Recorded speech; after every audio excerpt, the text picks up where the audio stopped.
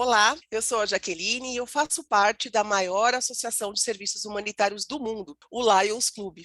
E hoje eu estou aqui em nome do Lions Club Bauru Diabetes, um clube de interesses especiais que está aí trabalhando com força total, né, e vem comunicar à sociedade e a todas as pessoas sobre essa doença que atinge e acomete a cada dia mais pessoas de forma silenciosa, o diabetes. Os voluntários do Lions Club Bauru Diabetes trabalharão fortemente para melhorar a qualidade de vida das pessoas que vivem com essa doença, bem como também ele pretende ajudar as pessoas para que não tenham esta doença, né? Então, nós vamos ensinar a como se prevenir, né, e como deixar afastado o diabetes. O Lions Club Bauru Diabetes, ele foi fundado no dia 8 de dezembro e ele já firmou uma parceria com a Associação dos Diabéticos de Bauru. E nós pretendemos trabalhar em conjunto com a associação para levar informações, cuidados e tratamentos à população acometida com o diabetes, bem como ajudar na sua prevenção. E dentre os projetos que já estão em andamento, nós iniciaremos a partir deste mês a Jornada do Diabetes. E o que é a Jornada do Diabetes? O objetivo dessa jornada é conscientizar a população sobre os cuidados, a prevenção e o tratamento do diabetes, né? Essa doença que atinge a muitas pessoas a cada dia, né? Como eu já falei anteriormente. E o período dessa ação, ela vai ser, na realidade, uma ação contínua e que ela seja constante, sempre disponibilizando uma programação com materiais informativos, né? Tanto no site da Associação dos Diabéticos de Bauru, como nas mídias sociais do clube. E essas informações que nós pretendemos disponibilizar à comunidade, elas vão ser calcadas em 3 pilares que nós consideramos importantes dentro do conhecimento do diabetes. O primeiro pilar é Jornada do Diabetes, Conhecimento e Prevenção. Nesse pilar, nós vamos trazer aí profissionais de todas as áreas que vão falar sobre os cuidados, sobre os tipos de diabetes, sobre as formas de tratamento. Enfim, a gente pretende trazer para a comunidade e para a população todas as informações possíveis para que a gente possa realmente manter afastada essa doença. O segundo pilar, que a gente considera também de extrema importância, é Jornada do Diabetes, Nutrição, Cores e Sabores. De que forma que o diabético, né, pode se manter saudável com uma alimentação nutritiva, né? De que forma que ele pode sair com uma vida ter uma vida normal, mesmo sendo diabético, né? Que ele pode ir a um restaurante, que ele pode manter a sua rotina dentro de casa, e para isso nós teremos profissionais da área de nutrição e saúde que vão trazer constantemente essas informações para a gente, bem como também convidarão chefes de cozinha, pessoas de restaurantes, para contar quando os diabéticos saem, de que forma que eles podem manter uma alimentação saudável. E o último passo é a jornada do diabetes, esporte e vida, né? Então também virão profissionais da área de esporte provar e trazer para vocês aqui informação de que manter um corpo saudável e em movimento ajuda muito na prevenção e nos cuidados com diabetes. Bom, mas eu não vou ficar falando aqui muito, porque hoje, na realidade, eu trago para vocês duas profissionais, tá? Uma delas é, inclusive, nossa companheira do clube, a companheira Márcia Aparecida Leminatius. Ela é nutricionista e professora da Unip, e ela trouxe uma convidada muito especial, nutricionista Fernanda Gasparini Dionísio Dias. Mas eu peço para que elas mesmas se apresentem aqui para vocês, ok? Um grande abraço e a gente volta em breve com mais novidades sobre a jornada do diabetes. Obrigada, companheira Jaque. Eu sou a Márcia Leonina, eu sou nutricionista, sou professora universitária e trouxe hoje para falar sobre o diabetes a Fernanda, que é colega, é nutricionista, trabalha na mesma instituição que eu, mas é uma especialista na área do diabetes. Fernanda, se apresenta, fica à vontade, e agradeço imensamente aí você ter aceitado esse convite. Imagina, o prazer é todo meu. Agradeço também a toda a equipe aí do Lions do Diabetes, que está dando início aí na nossa região, e agradeço imensamente poder compartilhar um pouquinho do conhecimento, da vivência, e conseguir aí descomplicar esse tão famoso diabetes. Então, eu sou nutricionista, né, na área clínica, como a Márcia já colocou. Eu tenho vivência nessa área há 9 anos, trabalhei bastante com pacientes diabéticos, já em fase de início, final de descoberta, já em outros tratamentos. Tenho também bastante vivência no manejo, né, de sintomas, do tratamento e da parte da alimentação, qual deve ser tão prazerosa como antes da gente ter o diagnóstico do diabetes, né? Muito bem, Fernanda. O nosso papel, Fernanda, é descomplicar o diabetes, como nós conversamos, né? Nós queremos levar informação de uma forma simples. Existem muitos mitos a respeito do diabetes. Foi diagnosticado com diabetes, e aí, como é que eu faço, né? O diabetes, é importante a gente falar um pouquinho, Fernanda. Existem vários tipos de diabetes, como é que é? Né? Então, é isso mesmo, né, Márcio? O importante é a gente começar a entender o que é o diabetes, né? Quando o paciente tem esse diagnóstico, muitas vezes ele nem sabe onde procurar, o que é, o que ele tem, o que ele deve tratar. Então, dentro do nosso organismo, né, a gente fazendo uma analogia, assim, as nossas células, elas precisam de algumas chaves. E quando a gente se alimenta com alimentos ricos em glicose, a gente precisa dessas chaves. E o pâncreas, ele produz a insulina, que é esse hormônio que ajuda a abrir essas células que nós temos quando se alimentamos. Então, a gente se alimenta com glicose, com os carboidratos que viram glicose, e aí o pâncreas, ele é responsável por essa produção hormonal, de a gente pegar essa chavinha, que é a insulina, e abrir cada célula e colocar a glicose que está no sangue disponível para dentro dessas células. E aí, o que acontece com o diabetes?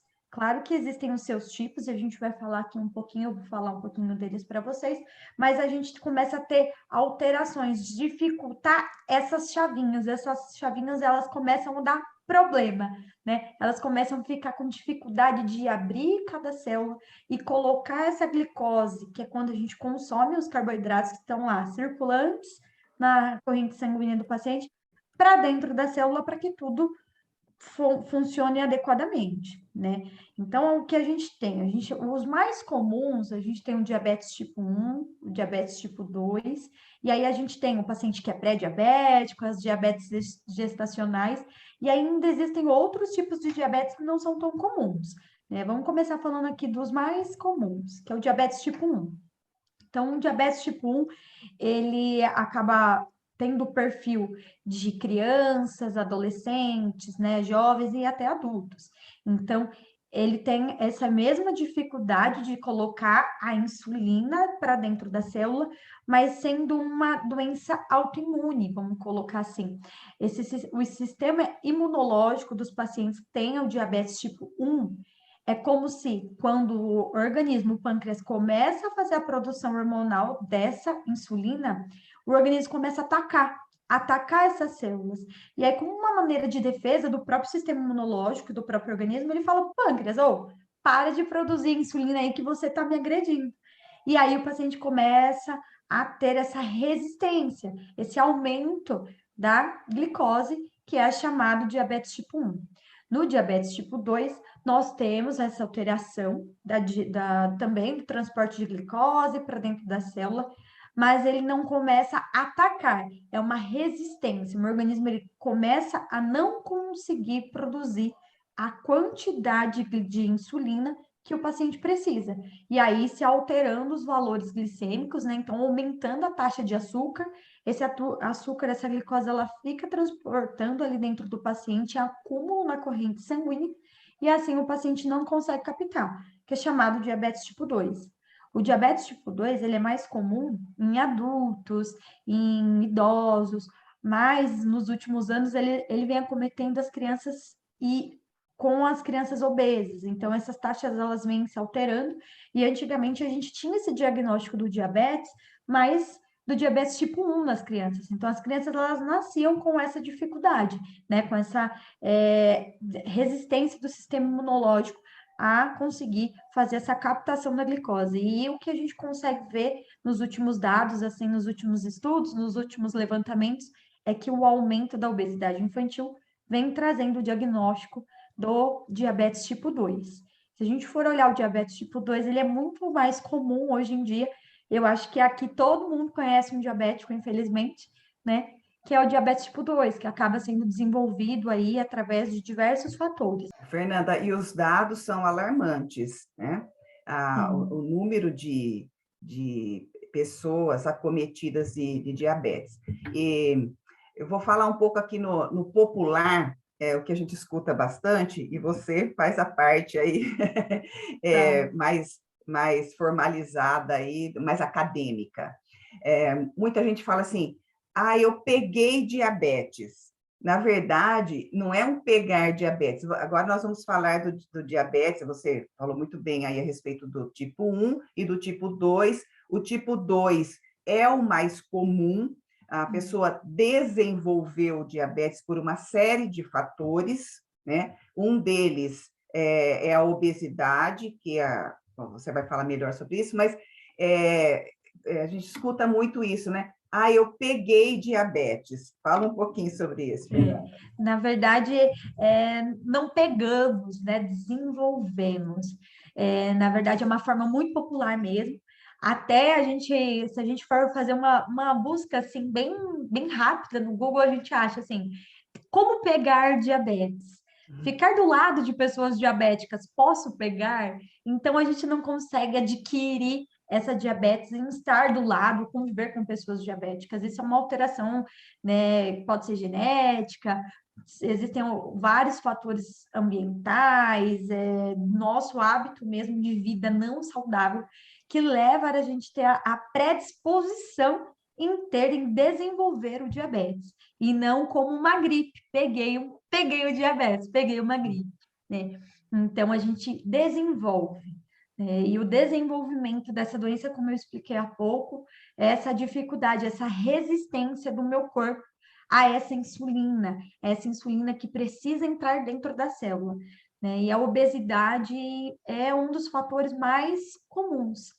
Mas a gente consegue, hoje em dia, ver que nem todas as pessoas elas são obesas, as que têm o diabetes, né? Existem jovens, né? Existem adultos que desenvolvem diabetes tipo 2 e não são obesos, mas acabam tendo outros fatores hereditários, que são os genéticos, e outros hábitos de Estilo vida de mesmo, vida. O estilo que de vida, né, acaba Fernanda? predispondo, colocando ele em desenvolver, né? Sim, sim. E quando a pessoa é diagnosticada com diabetes, surge aquele pânico, não sabe o que fazer, como você falou, não sabe a quem procurar, e algumas vezes até uma negação, né? A gente Sim. percebe isso. Então, a gente tem que conhecer essas pessoas, porque elas trazem as suas crenças, o seu estilo de vida, não é simplesmente vou oferecer, nós como nutricionistas, né? Você vai deixar de comer tais alimentos, ou tais grupos de alimentos, né? Como muitas pessoas pensam. Então, acho Sim. que seria importante falar um pouco sobre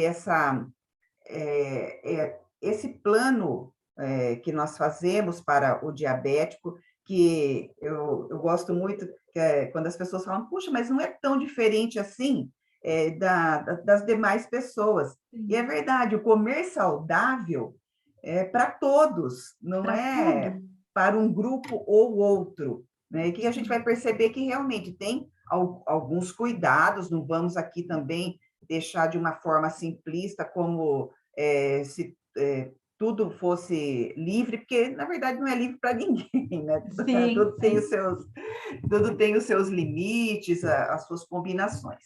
Mas pode entrar nesse quesito para explicar aqui para a gente. Sim. Na verdade, é como você mesmo colocou, né, Márcia? Não existe nada muito regrado para o diabetes, e sim ele deve ser acompanhado.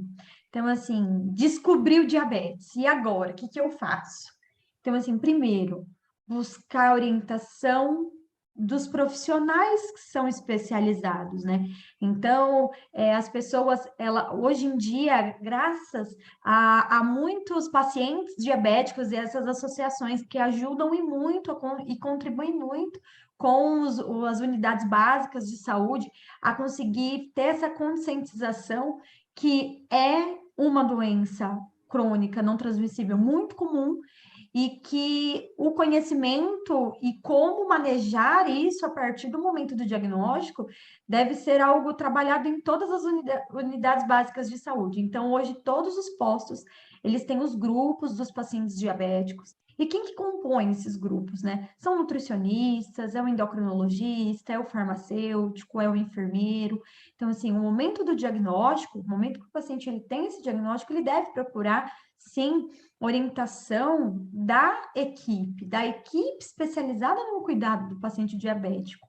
E muitas pessoas, elas acabam não indo procurar essa ajuda. Ela sai ali do consultório médico com a prescrição dos medicamentos que ela vai passar a tomar, ela passa na farmácia, ela faz a compra desses medicamentos e vai para casa e vai procurar orientação na internet, né? E a orientação da internet, ela não é individualizada, ela não é para aquele medicamento que você vai passar a fazer o uso, ela não é para adequada ao que às vezes a pessoa tem de hábito, né, alimentar. Então, isso que é muito importante. E aí, como cuidar? É através de uma alimentação mais saudável possível, né? Se a gente vai falar, entrando no diabetes tipo 2, o paciente ele desenvolve por conta dos hábitos que não foram saudáveis e muitas vezes pelo padrão alimentar que não era saudável. Então, assim, o que eu posso fazer diante disso? Me alimentar o melhor possível, mudar os meus padrões alimentares. Muitas vezes são pessoas que comem 1, 2 vezes no dia, por conta da jornada de trabalho, né? E aí é passar a se alimentar mais vezes, né? É ter uma alimentação fracionada, é ter uma alimentação rica em fruta, verdura, legumes, as carnes, os ovos, leite, seus derivados. Então, ter uma alimentação muito balanceada. E isso muda muito, Márcia, diante do tipo de diabetes. Então, por exemplo, é diferente quando a gente trata um paciente com diabetes tipo 1 do que quando eu trato um paciente com diabetes tipo 2, porque o diabetes tipo 1, na maioria das vezes, ele vai fazer o uso da insulina, são insulinodependentes, então eles precisam ter uma alimentação muito regrada, porque eles fazem uso da insulina e se não se alimentar, a captação da glicose é muito grande, eles entram em hipoglicemia, então se cai muito a glicemia, então o paciente precisa ter uma alimentação de horário, né? E quando o paciente é diabético tipo 2, ele não necessariamente vai fazer uso da insulina, muitas vezes, no primeiro momento. Vai fazer o uso de outros hipoglicemiantes, e não, de fato, a insulina. E aí a gente precisa adequar a alimentação a esse fármaco, né? E não só adequar a alimentação, por isso que é importante fazer o acompanhamento com toda a equipe, em sim saber aonde eu vou armazenar esse medicamento, ou onde eu não armazeno esse medicamento, que hora que eu tenho que fazer? Será que é a hora que eu me alimento? Será que são em todas as refeições? Então, o acompanhamento, ele deve ser, sim, individualizado muitas vezes, para conseguir, naquele primeiro momento, amarrar todas aquelas pontas que estão todas soltas ali na vida e no cotidiano do paciente e conseguir instruir ele, olha, a partir desse momento, esse medicamento, é tal horário que você vai tomar, você precisa se alimentar com esses alimentos construtores, reguladores, nessas refeições, para conseguir ter um controle adequado de sua glicemia. É importante você praticar um exercício físico para também conseguir conduzir a resistência insulínica, que é muito comum nos pacientes diabéticos tipo 2.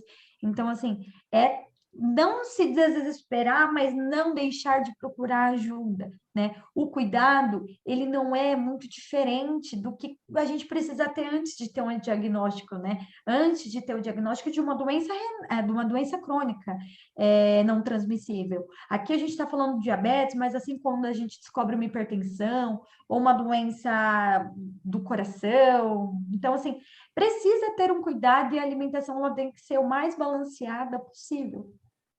Sim, e o que vale ressaltar que uma vez diabético, sempre será diabético. O que existe não é a cura do diabetes, e sim o controle do diabetes, Sim. que você pode levar uma vida normal, desde que seja controlado aí. Nós vamos nos ater aqui à alimentação, né? Porque Sim. nós vamos ter outros parceiros falando de atividade física, né?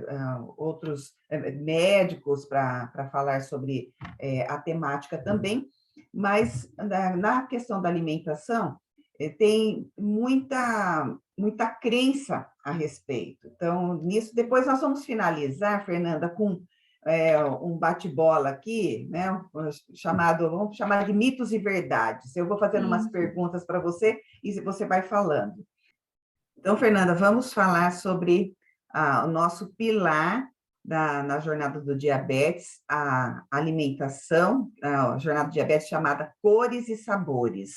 Por que cores e sabores? Que nós vamos dar ênfase às verduras, aos legumes, às frutas, né, com o conceito de saudabilidade.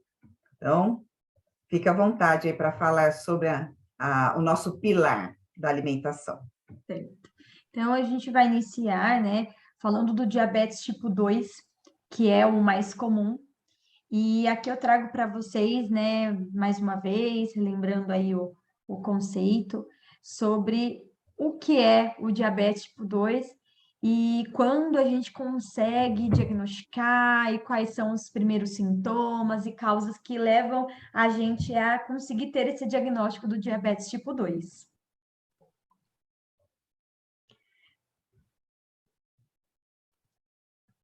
Então, o paciente começa a sentir ali um cansaço, ele começa a sentir uma indisposição, e isso se dá por ser uma doença, né, como a gente já colocou aqui, metabólica. Essa doença metabólica é o que faz ter esse excesso de açúcar, né, que é a glicose, na verdade, no sangue.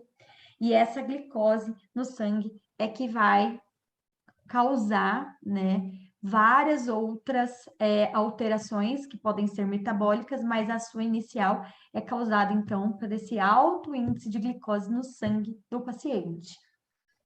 E aí, além, né, dessas causas, né, disso que o paciente começa a sentir, quais são os seus principais sintomas, né? Então, a primeira queixa é a sede. O paciente ele chega falando que ele tem bebido muita água recentemente, não sabe para onde vai tanta água, é um aumento de apetite, mas ao mesmo tempo que ele tem todo esse aumento de apetite, ele tem uma perda de peso involuntária. E aí ele começa a não entender e não compreender o que está acontecendo. Mas eu como mais, bebo mais água, perco peso, tenho uma vontade de urinar, e muitas vezes à noite, né? E esse aumento frequente de todos esses sintomas que também levam, mais uma vez, ao cansaço.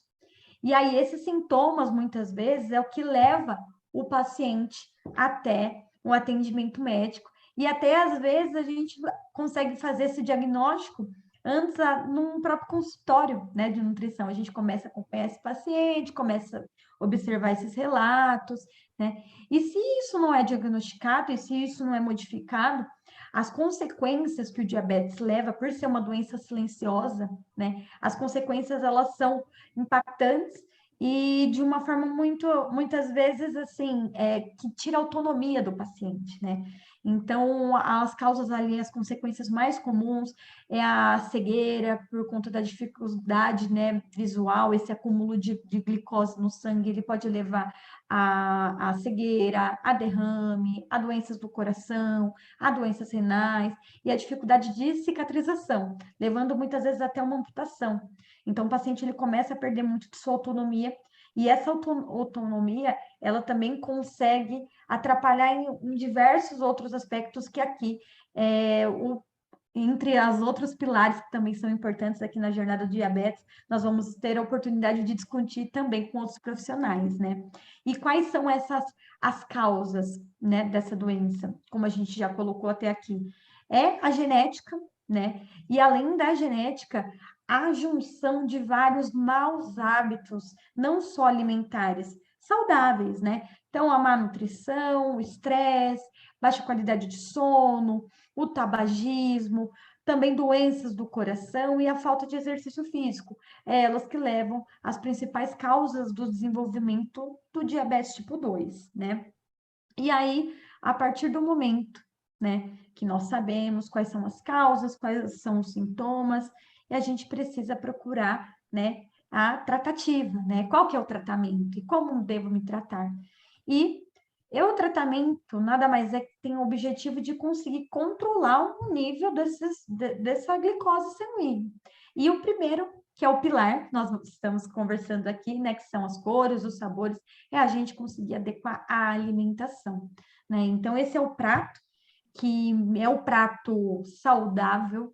Esse é o prato que a gente usa para conscientização da alimentação saudável, através do diabetes tipo 2, através das doenças do coração, através da hipertensão. Essa é a alimentação base, né? E esse prato, ele faz parte do Guia Popular da Alimentação Brasileira.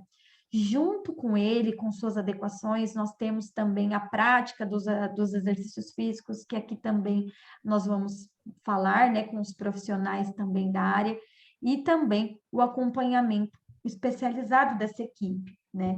E quando a gente fala aí da alimentação saudável, é a gente ter conhecimento dos nutrientes, né?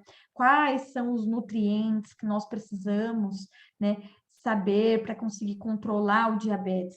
Então, nos próximos encontros, nós vamos falar sobre quais são esses nutrientes. Então, o carboidrato, as proteínas, os lipídios, quais são os papéis desses nutrientes que são tão importantes e como eu consigo, através da minha alimentação e da minha conscientização da alimentação saudável, trabalhar e trabalhar de uma forma prazerosa, né, no meu prato, estando em casa, estando na minha jornada de trabalho, estando num restaurante, no momento com a minha família.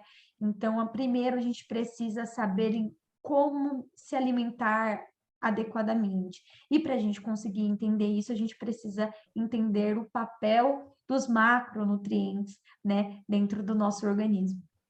Os macronutrientes, que são carboidratos, proteínas e os lipídios, né, Fernanda? Isso mesmo. Aquele prato que você mostrou aí no slide, que ele tem a proporção, porque cabe ressaltar que não existe, eu gosto da frase assim, nem tudo ou nada, um pouco de cada, né? É verdade. O diabético, ele não pode, não é livre para consumir qualquer tipo de alimento, mas também não tem aquela, totalmente cortado esse grupo de alimentos, que, como você falou, nós vamos abordar mais, com maior profundidade, os carboidratos. Quem são esses carboidratos? Onde que nós encontramos? Porque existe também aquela questão de deixar o nutriente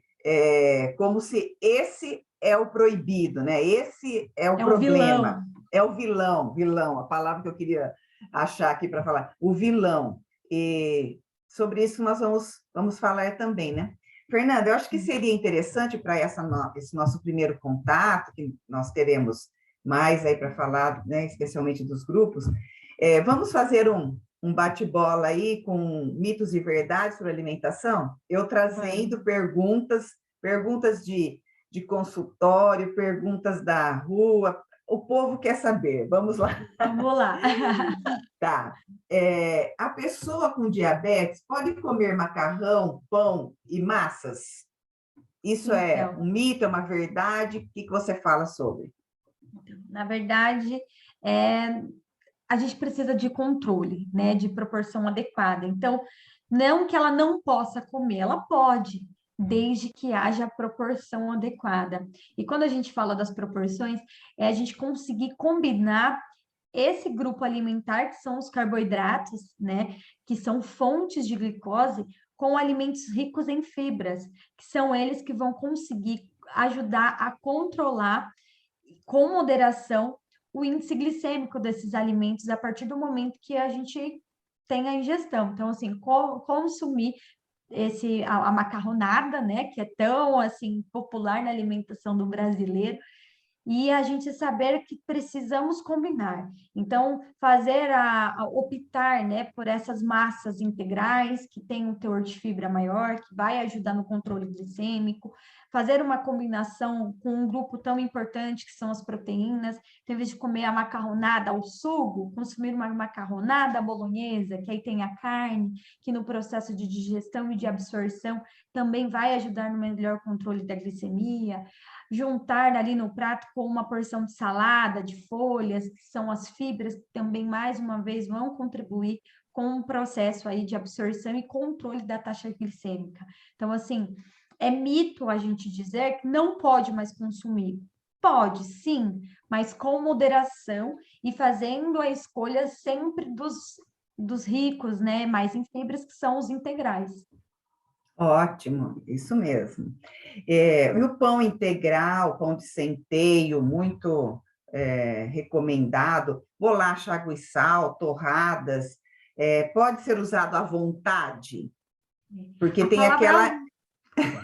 Essa pegadinha, a palavra à vontade, né? É como a gente falar água à vontade, né? E não é bem assim, né? Nesse grupo dos diabéticos, a gente precisa sim ter o controle, mesmo que integral, porque são alimentos fontes de glicose, né? Então, eu consumo carboidrato, que ele vira glicose, que nada mais é do que o açúcar, né?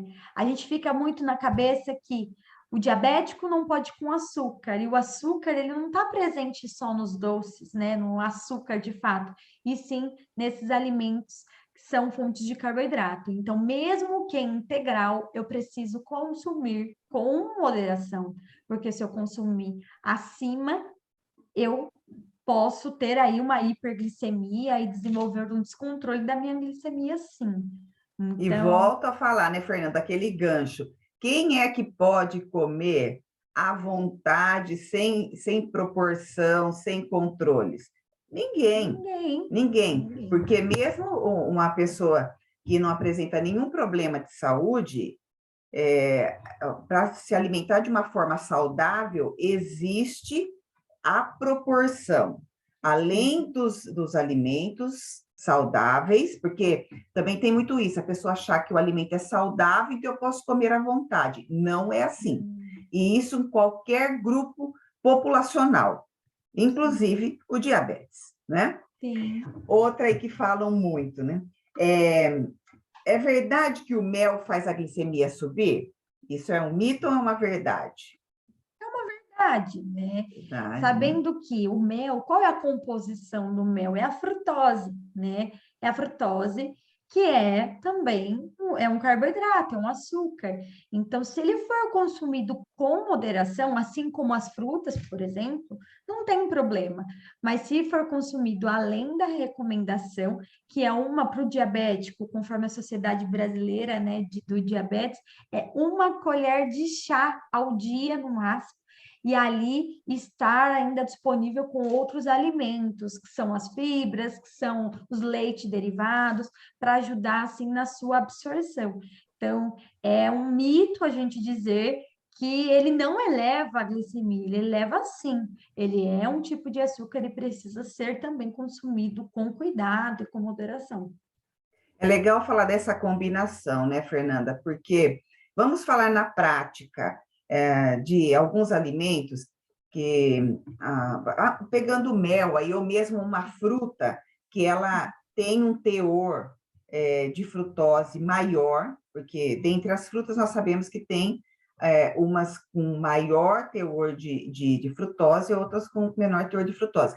Para fazer esse equilíbrio, hoje a gente usa esse casadinho, para não ter essa subida rápida, né, da glicemia. Então, você tem algum exemplo para dar de uma fruta que você associa a algum outro alimento para dar aquela... deixar de uma forma equilibrada? Vamos falar aí, eu acho que é um alimento, uma fruta muito comum de ser consumida aqui no Brasil, é a banana. Então, a banana, ela tem um alto índice glicêmico, por exemplo, a banana nanica, né? Uhum. E aí, a gente fazer a combinação com a aveia, com outros grãos integrais, a gente consegue ajudar nesse equilíbrio, né?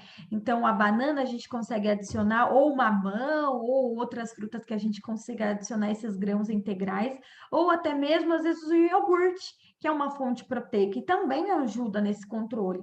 Então, do mel, se a gente consumir o iogurte integral, que não é adoçado, com o mel ali para o diabético em moderação, não vai ter problema nenhum. Isso não vai se elevar a taxa de açúcar mais, né, sanguínea, a não ser que ele consuma uma quantidade acima da recomendação do mel, porque aí o iogurte ele não vai ser suficiente para ajudar nesse controle. É assim como a aveia, se o paciente consumir uma penca de banana, ela, coitada, sozinha, ela não vai conseguir atingir o seu objetivo, né? Mas sempre a gente volta mais uma vez, né, Márcia, em falar das Nas fibras. proporções, né? Tudo é equilíbrio, é equilíbrio. Claro que tem alguns alimentos, como as frutas, tem alguns que têm alto índice glicêmico, que são as frutas que têm um teor de açúcar maior. Algo também muito, muito assim, fácil da gente conseguir controlar essa quantidade de açúcar, que a gente orienta muito para esse público específico, é consumir as frutas de vez. Então, por exemplo, em vez de você pegar uma banana madura, pegue uma de vez, que ela acabou de amadurecer, ela está amadurecendo, porque o teor de açúcar dessa fruta é menor, né? Eu pegar um mamão de vez, que a gente fala que ele acabou de amadurecer, ele tem um teor de açúcar menor do que um que está bem maduro, né? Isso também ajuda a gente conseguir a controlar. Controlar. Né? E um mamão com uma linhaça, Uma a linhaça com uma banana, chia. chia, Vamos falar de uns alimentos com um valor, o custo, né, mais baixo também. Eu gosto muito da semente de girassol, que é um Sim, alimento barato, né, tem um custo mais baixo, dá uma torradinha nessa nesse semente de girassol, grão. fica muito gostoso, né? Ou Sim, castanha, mas esses têm um um valor custo maior. mais alto, né? Então, vamos Sim. falar. E também a falta do hábito, porque semente de girassol, muita gente Nem sem a sabe que pode casquinha, consumir. não sabe que pode consumir. Ai, pode consumir. Pode E consumir, até sim. mesmo algo muito fácil são as cascas das frutas. Então, por exemplo, a Isso. casca da fruta, ela é riquíssima em fibra. E muitas pessoas, por exemplo, a maçã, arranca a casca da maçã para consumi-la. E ali na casca, ela é riquíssima em pectina, que é uma fibra que altamente, né, ajuda no controle da glicemia. E também ó, outro assim que é bem ninguém não é muito popularizado, assim, não muitas pessoas consomem e ajuda muito no controle da glicemia é a casca do maracujá, a farinha de casca do maracujá. Ela não tem um custo Hum, muito alto, ela não muda muito o sabor do alimento e ela traz aquele crocante bem gostoso e ajuda muito no controle da glicemia. A preparação de bolos, de pães, de biscoitos, colocar em cima de saladas de fruta, isso ajuda muito no controle da glicemia. E é a algo própria assim, salada, não, Fernanda? na Na própria salada, salada sim, de folhas. de folhas, e assim, é algo, você pode adicionar também no meio de uma farofa, por exemplo, que é algo muito comum da gente de consumo, e ajuda nesse controle, é algo que também não tem um custo tão caro, que a gente Sim, consegue colocar e incluir. É pensar alimentos que a gente possa agregar em nossa alimentação, e não só sempre tirar.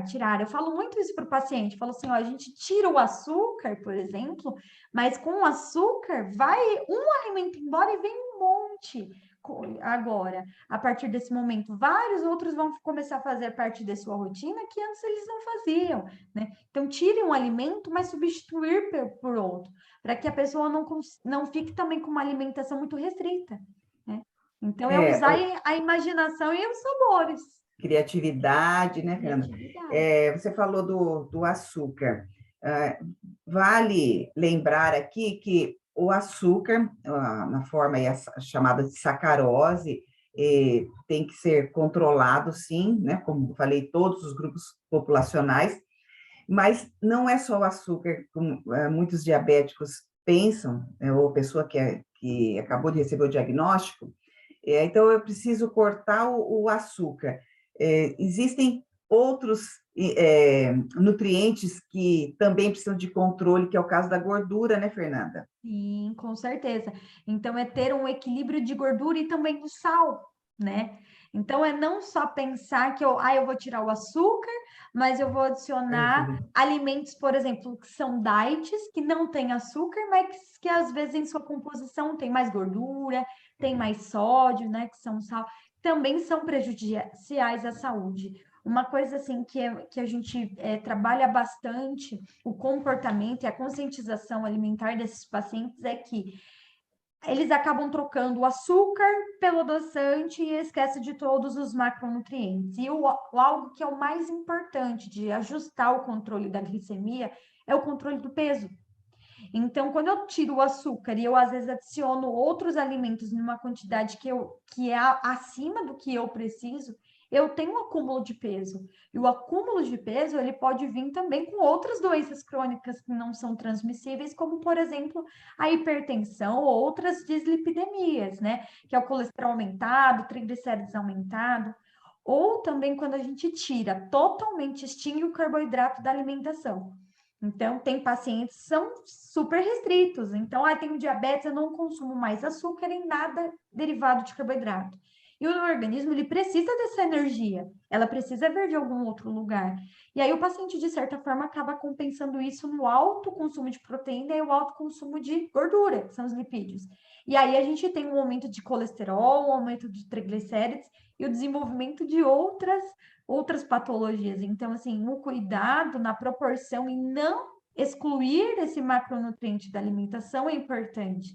Porque se a gente for olhar lá na pirâmide alimentar do diabético, nós precisamos de 6 porções dos carboidratos ao longo do dia, que é o arroz, que é os pães, as massas, claro, eles integrais, em porções menores, mas nós precisamos de 6 porções desse macronutriente, né? Quando a gente olha, por exemplo, das frutas, dos legumes e das verduras, nós precisamos de 3 cada um para os pacientes diabéticos, conforme a Sociedade Brasileira. Então, a gente precisa mais porções dos carboidratos do que as frutas e os legumes, né? Então, compensar isso não é equilíbrio, e sim a gente conseguir ajustar essa rotina alimentar e não tirar totalmente o açúcar, né? Quando a gente fala o açúcar, a gente falou do açúcar simples, que é a sacarose, que é o açúcar branco, o açúcar refinado, mas é colocar e incluir outros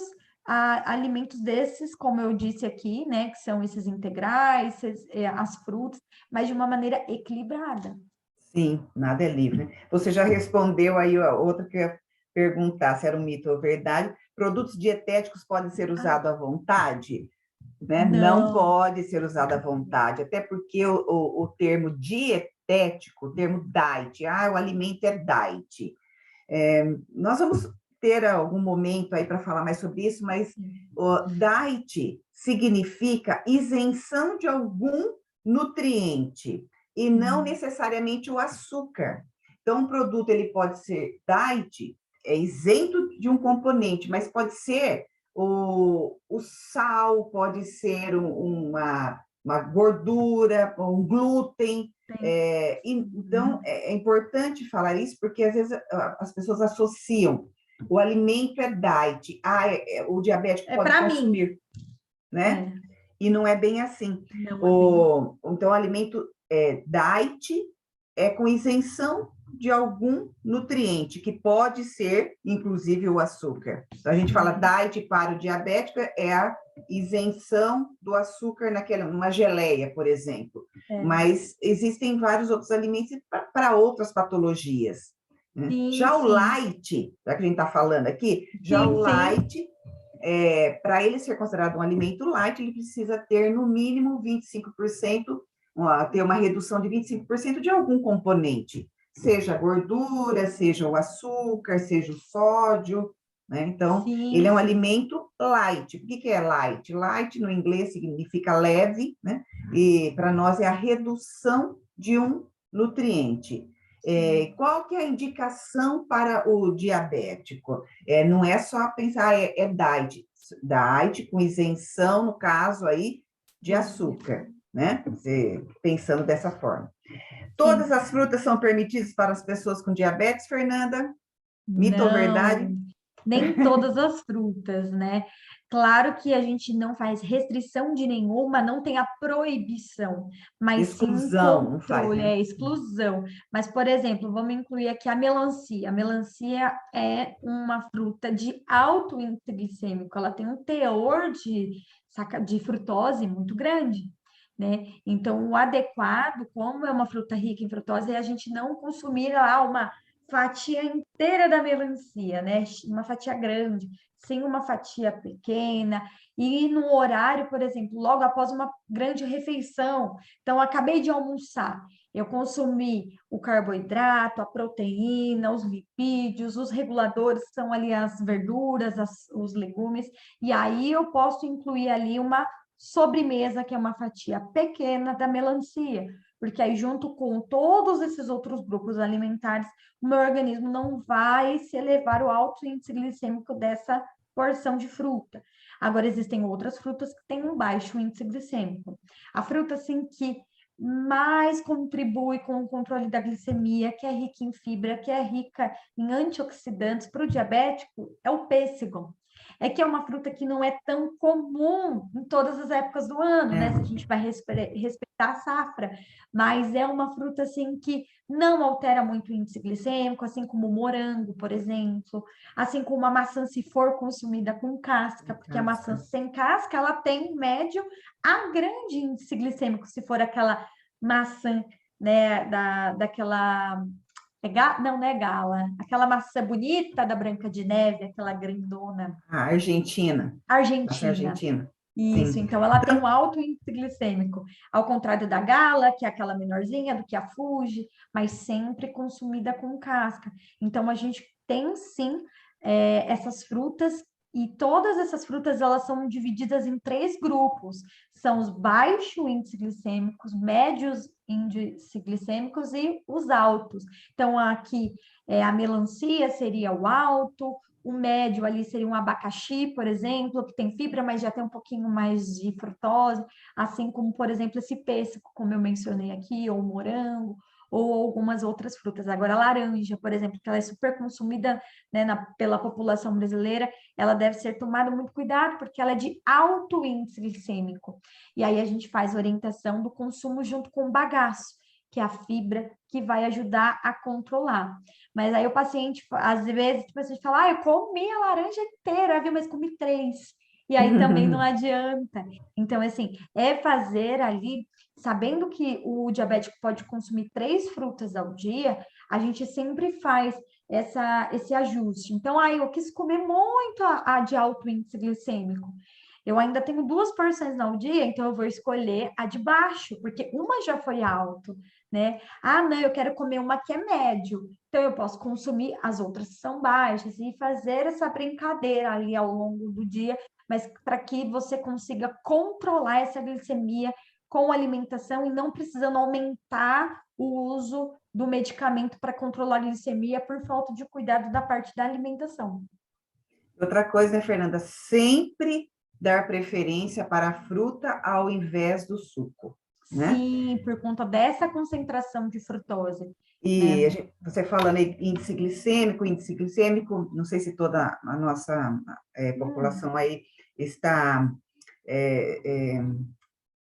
por dentro aí, consciente do que é o índice glicêmico. Você fala um pouquinho aí, é a velocidade, como é Isso. que é? Fala um pouquinho sobre o índice O índice glicêmico. glicêmico, vamos colocar assim, é a quantidade de açúcar, é a velocidade com que esse açúcar chega disponível na circulação e dentro da célula. Então, quanto maior é o índice glicêmico que a gente fala, maior vai ser o teor de açúcar que vai ser rapidamente captado, né, pelo processo digestivo e vai estar livre ali na circulação. E aí o organismo não dá conta, junto com se o paciente faz uso ou não do medicamento, para conseguir colocar, abrir a célula com a chavinha e guardar a glicose lá dentro daquela célula para que tenha o metabolismo dessa glicose. Então, quando a gente fala esse alto índice glicêmico, são alimentos que rapidamente vão para a circulação e aí há uma saturação disso para o organismo, ele não consegue dar conta, levando o paciente a uma hiperglicemia.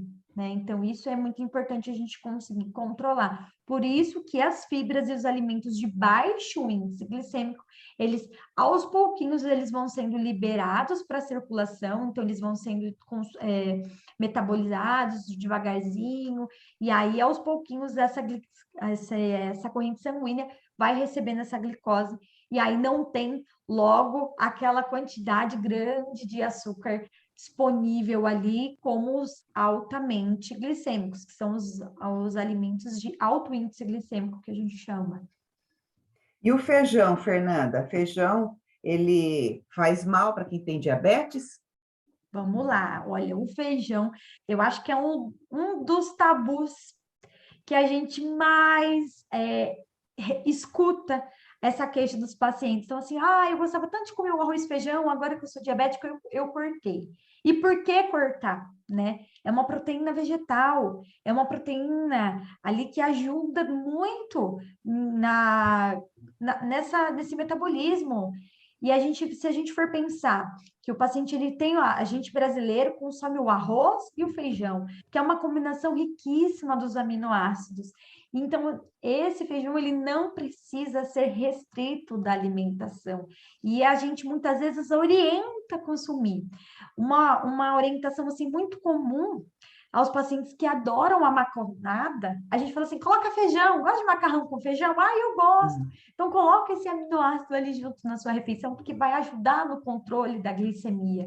Mais uma vez, não vai deixar esse alto índice glicêmico do alimento e ser liberado na corrente sanguínea. Então, o feijão, ele deve ser consumido. É um mito a gente falar que é um alimento que deve ser restrito do paciente. Pelo contrário, ele entra, se a gente for olhar a pirâmide alimentar, né, falando dos nutrientes, como a porção das leguminosas. E ela deve estar presente todos os dias nas nossas refeições, né? Então, ou feijão, ou grão de bico, ou a lentilha, ou a ervilha, mas ou a soja, né? A gente precisa, claro que a gente também vai muito de acordo com o valor desses alimentos, então tem épocas do ano que o feijão sobe, e aí a gente vai atrás de outros que são mais em conta, mas isso deve fazer parte, sim, do nosso cotidiano todos os dias, a não ser que é um alimento que não faça bem para o paciente, ou que ele tenha alguma outra doença, né, que impossibilite ele de consumir essa leguminosa, aí tudo bem. Mas se é um indivíduo saudável, um paciente que não tem nenhuma outra restrição alimentar, a não ser essa do diabetes, ele deve ser, sim, incluso aí no hábito alimentar diário. Além de fonte de proteína, é rico em fibras, né, Fernanda? Rico em fibra e ferro. Outra, é verdade que tudo que nasce embaixo da terra, cenoura, mandioca, batata, beterraba, não é permitido o consumo para quem tem diabetes? Na verdade, isso é um mito. Não que ele não deve ser consumido, ele deve, né? De maneira assim moderada. E muitas vezes também a forma com que eu prepare o alimento. Então, por exemplo, a cenoura. A cenoura, se eu consumir ela cozida, ela tem um índice glicêmico. Se eu consumir ela ralada e crua, ela tem outro. Então, assim como a beterraba, é que a batata, esses outros, a gente, claro, que precisa cozinhar para comer. Mas existem algumas dessas raízes que nós conseguimos consumir elas cruas. E aí elas não elevam o índice glicêmico tanto quando cozidas, né? E aí, mais uma vez, a gente fazer a junção com outros alimentos ricos em fibras, outros grupos alimentares, e numa quantidade moderada, né? Moderada. Eu não vou pegar no final de semana, comer a macarronada com a salada de maionese, que é a batata, a cenoura cozida, mais o macarrão. Claro que vai elevar a glicemia. Então, eu posso consumir isso? Posso, mas em uma porção menor. Então, uma porção menor da macarronada, sendo ela integral, e colocar ali junto essa salada de maionese, que é muito hábito, assim, do brasileiro, a comida do domingo, muitas vezes, né, Márcia? E aí, junto ali, a porção, a mistura que ele escolher, que é o frango assado, ou a carne, mas conseguir diminuir essas porções. E não precisa excluir da alimentação, e sim diminuir as porções. Certo. Carnes, ovos e queijos não contêm açúcar. Pode, então, ser usado à vontade? Acho que a gente já bateu Não, bastante nisso, né? não à vontade, mas não, como a gente falou, não tem açúcar, não. Mas muito vai da quantidade que o meu corpo precisa daquele alimento. Então, não adianta, ai, como eu não vou comer macarrão, eu vou comer o dobro de carne, né? Esse excesso e a gordura desse alimento, que também deve ser levado em consideração. E não só o teor de gordura do alimento, é a maneira que eu preparo. Então, por exemplo, eu não vou comer a mandioca no churrasco, mas eu vou comer o dobro da carne. E a carne tem a capa de gordura. E essas gorduras, elas acumulam como plaquinhas dentro do organismo, levando, né, a aumento da pressão arterial, entre outros problemas aí metabólicos, outras doenças. Então, assim, é o controle, é a proporção adequada, né? É bem individualizado, como nós falamos até aqui. Agora, uma para fechar, bem polêmica, que muita gente fala, né? A respeito das bebidas alcoólicas. As bebidas alcoólicas, tem muito relato. O vinho, eu posso, a cerveja não. Então, fala um pouquinho das bebidas alcoólicas, Fernanda. Vamos lá. Na verdade, o cuidado com a bebida alcoólica para o paciente diabético, ele deve ser redobrado, né? Por quê? Porque a molécula de álcool, né, o etanol, ele, em conjunto com outros hipoglicemiantes, então a pessoa faz uso de um medicamento para controle do diabetes. Junto com essa molécula de etanol, é difícil a gente conseguir controlar e voltar a glicemia do paciente. Por mais tempo, o álcool ele inibe essa captação da glicose pelo nosso fígado, que é um órgão também responsável por fazer gliconeogênese, que é um outro metabolismo aí de energia, né, que nós temos no nosso organismo. E aí a junção da bebida com esse fármaco, ele faz com que o paciente tenha uma hipoglicemia. Então, qual é o cuidado que o paciente que é diabético e que principalmente os que fazem uso oral desses medicamentos deve ter? Primeiro, nunca beber em jejum, porque o jejum já vai levar o paciente a estar com uma glicemia mais reduzida. Aí ele bebe, a bebida alcoólica vai diminuir ainda mais, e aí é difícil a gente conseguir voltar à glicemia. Muitos casos leva até uma hipoglicemia grave, e essa hipoglicemia grave, ela leva a procurar ajuda, assim, emergencial de atendimento médico. Então, assim, tomar muito cuidado com o consumo do álcool em jejum. Outro cuidado é os pacientes que têm, assim, um costume, o cotidiano de aferir a ponta do dedo, que tem aquele aparelhinho, se tiver, olhar se essa glicemia, às vezes o paciente ele não sente nada e a glicemia está baixa. Então, glicemia abaixo de 70 é proibido o consumo de álcool por conta dessa hipoglicemia severa que pode levar o paciente a desenvolver. E qual que é a dose? Ah, não, eu comi, eu acabei de almoçar, eu quero tomar uma cervejinha no meu churrasco, ou esse friozinho eu quero jantar uma macarronada e tomar uma taça de vinho, posso, não posso? Qual que é a quantidade que os estudos e a Sociedade Brasileira de Diabetes sugere? Não ultrapassar para mulheres uma dose ao dia e para homens 2 doses. Então, o que são as doses? É uma lata de cerveja, aproximadamente 350 ml, não uma latona, né? Não mais do que isso.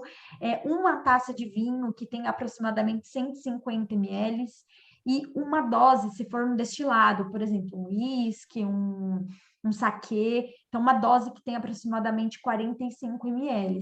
Então, para a mulher, uma dose, para o homem, 2 doses no dia, né? Lembrando, tomando esses cuidados de não ser em jejum, não ser longe dessas principais refeições e não ultrapassando essas quantidades. E aí pensando que, eu vou beber o vinho então, porque a cerveja, ela tem fonte de carboidrato, vai elevar minha glicemia ou não. Na verdade, não tem muita relação por conta do álcool. Na verdade, 1 grama, né, do álcool, ele corresponde a 7 calorias. Então, se a gente for pensar que a energia, que essas 7 calorias, ela é uma fonte de energia que vai ser disponibilizada para o organismo, ela vai elevar a glicemia tanto de uma forma como de outra, né? Agora, claro que o vinho ou os destilados, ele tem uma quantidade menor. Então, se em por exemplo, 150 ml, que é uma taça de vinho ali, eu tenho 7 calorias por ml, claro que é diferente da quantidade da lata, que são 350 que eu vou ter, né?